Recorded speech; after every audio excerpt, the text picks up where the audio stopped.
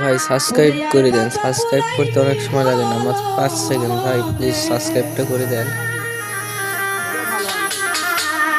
আমাকে যখন ভালোই বেসেছিলে, তবে কেন এখনো আমাকে পোড়াও? যদি পোড়াতে ইচ্ছা ইচ্ছা থাকে তাহলে কেন ভালোবেসেছিল ওগো প্রিয়? আর ভালোবাসার মানুষটা তো কোথাও শুধু পড়তেই চায় নাকি, পোড়াতেই চায়। এটাই কিন্তু ভালোবাসার একটা সুখ। আমরা যারা প্রতিনিয়ত পড়ি, সারা জীবন তো অনেক সময়, অনেক লং টাইম।